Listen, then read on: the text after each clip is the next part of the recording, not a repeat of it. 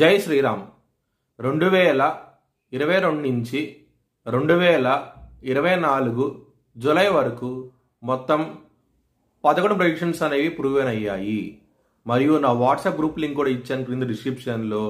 ఇది నిజమా కాదా అనుకుంటే కనుక ఈ 11 ప్రెడిక్షన్స్ అనేవి కింద డిస్క్రిప్షన్లో ఉంటాయి.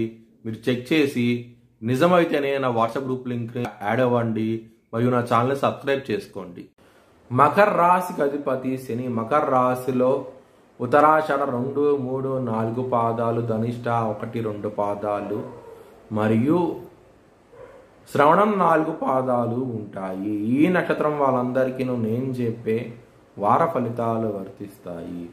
ఈ వారంలో లగ్నాధిపతి అయిన శని 2వ స్థానంలో ఉన్నారు, కుటుంబ స్థానంలో ఉన్నారు.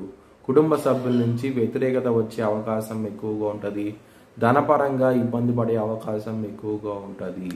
4వ స్థానం అధిపతి అయిన కుజుడు 6వ స్థానంలో ఉన్నారు, రుణరోగ శత్రుస్థానంలో ఉన్నారు. కోర్టు కేసులు, శత్రువుల నుంచి వ్యతిరేకత వచ్చే అవకాశం ఎక్కువగా ఉంటుంది. హనుమాన్ చాలీసా పారాయణం చేస్తే కనుక మంచి ఫలితాలంటూ ఉంటాయి. అష్టమాధిపతి అయిన సూర్యుడు 9వ స్థానంలో ఉన్నారు మరియు బుధుడు కూడా 9వ స్థానంలో ఉన్నారు. మీకు కోర్టు కేసుల్లో వ్యతిరేక తీర్పు వచ్చే అవకాశం ఎక్కువగా ఉంటుంది. మరియు హెల్త్ పరంగా మాత్రం యాంగ్జైటీ, డిప్రెషన్స్, అలాగే కొలెస్ట్రాల్ సమస్యలతో ఇబ్బంది పడే అవకాశం ఎక్కువగా ఉంటుంది. సూర్య అష్టకాన్ని చదువుకోండి, మంచి ఫలితాలంటూ ఉంటాయి. దశమ స్థానంలోకి శుక్రుడు మరియు 10వ తారీఖు నుంచి బుధుడు రాబోతున్నారు.